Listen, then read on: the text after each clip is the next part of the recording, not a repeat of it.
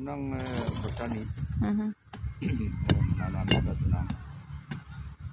Nah ini wilayah ini seluas ini untuk apa nih gambarannya Pak? Ya mau tanam ini, tanam kelapa kan tuh lihat itu banyak. Ya, lihat anak-anak kelapa itu kan. Iya oke. Kelapa itu jadi kalimatnya begini. Begini kalimat orang, kan Anda sudah tua, kenapa Anda suka menanam? Kan nanti Anda tidak dapat makan buah itu. Itu pertanyaan bagus. Tapi berapapun umur Anda terus menanam. Karena walaupun Anda sudah tidak ada di dunia ini, pasti ada orang yang memanfaatkan tanaman Anda.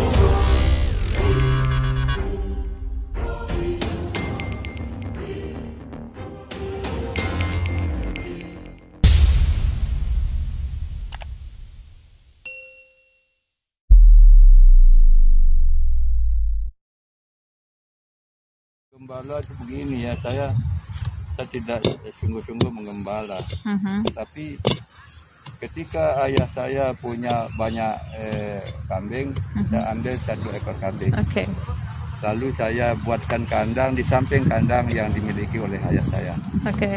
Ketika ayah saya punya banyak ayam, juga saya buatkan 1 kandang untuk 1 ekor induknya ayam ya.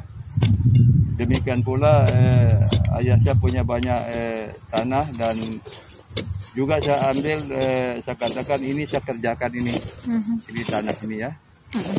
Ya itu saya sudah mau belajar, ini hasil karya saya, maksud saya. Dan ibu saya sangat senang, dan ketika saya berhasil menanam, dan ibu saya memetik sendiri hasilnya ya. Pada waktu itu saya menanam jagung dan menanam antap ya bahasa kita ya. Kacang panjang. Saya panjang. petik sendiri, sepulang dari sekolah saya petik sendiri, saya kumpulkan hasilnya, dan ibu saya menjualkan saya. Dan ibu saya sangat senang dengan perilaku saya seperti itu.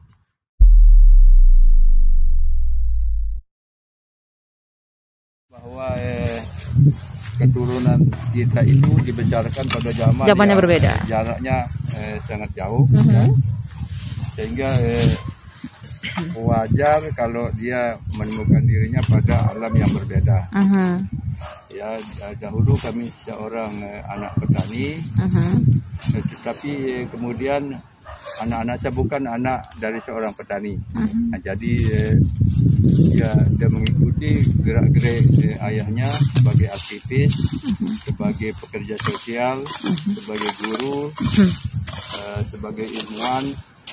Dan anak saya di sekitar situ.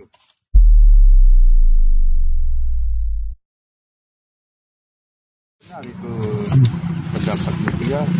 Misalnya di anak saya itu jadi dokter, jadi profesional, sebagai birokrat, dia sangat menjalankan profesional ya, secara baik. Yang satu juga begitu, dia sangat aktif dalam usaha bisnisnya, walaupun dia tidak terlalu banyak ilmu, tapi lama-kelamaan dia akan belajar dari pengalamannya.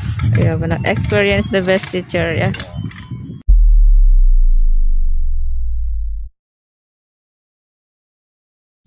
Ya, tanah itu harus difungsikan, harus diberdayakan.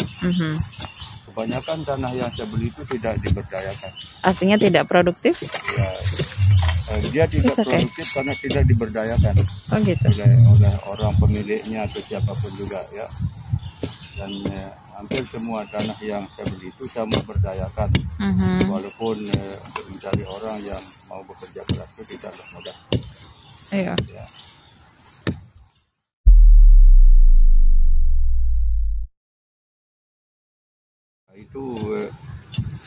Itu memang sangat berwarna kehidupan saya.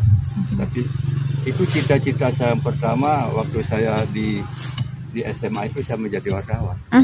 Ya, saya mau jadi wartawan tuh saya selalu berpikir apa waktu dia itu dia ratu dunia, dia akan keliling kemana-mana memberitakan itu menjadi impian saya.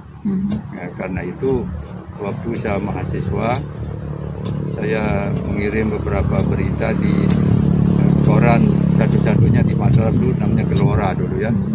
Gelora itu tapi sudah tidak ada sekarang, kecil korannya itu ya, masih di hurufnya kita susun itu ya, satu persatu susun satu kata, dari itu baru diputar. Itu koran zaman dahulu. Jadi saya mau menjadi wartawan. Dan itu saya coba mulai dari latihan pers mahasiswa, terus menulis, lalu saya menulis di beberapa koran dan menjadi koresponden ya. Dahulu saya jadi koresponden. Hasil dari latihan pers mahasiswa itu ada beberapa orang jadi wartawan ya. Itu misalnya saudara Dirman Toha jadi wartawan Kompas, saudara Hairul Makmur menjadi wartawan Sinar Harapan, saya menjadi freelance saya itu ya, menulis di sana sini, di Bali Post saya menulis, di Kompas saya menulis, tapi di Tempo lebih banyak saya mengirim berita-berita juga. Di majalah Topik sekarang tidak ada majalah itu ya, majalah Topik itu saya jadi wartawan juga.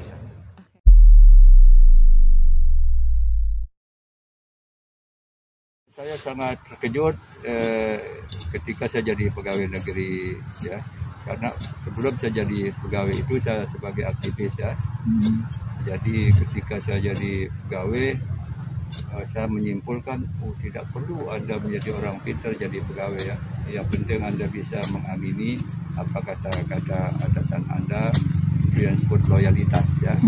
Nah kalau begitu negara ini nanti yang berkumpul di birokrasi ini bukan orang-orang yang kritis ya, tapi orang-orang yang tukang amin. Karena itu orang-orang yang di luar ini harus orang-orang yang kritis supaya mengimbangi keadaan negara itu makanya ya. Itulah alasan pada waktu itu saya mungkin tentu ada masalah di intern, misalnya setiap pemilihan umum itu saya diintip oleh atasan saya, apa kata-kata saya, apa perbuatan saya, karena tidak boleh menentang kekuasaan yang ada pada waktu itu ya.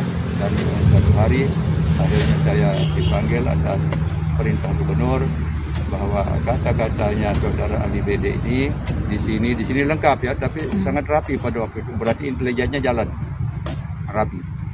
Di sini si Ali ngomongnya begini, tanggal sekian begini, rumahnya di Karangbaru ada gambar partai P3 di sana ya, ada 3 partai waktu itu ya, P3, PDI dan Golkar. Jadi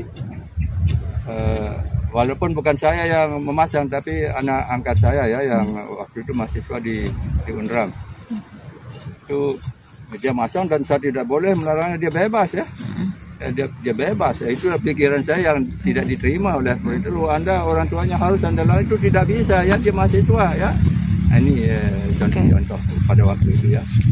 Tentu sikap itu sampai sekarang seperti itu. Karena itulah saya selalu berpikir bahwa kebebasan adalah landasan dari sebuah kemajuan bangsa.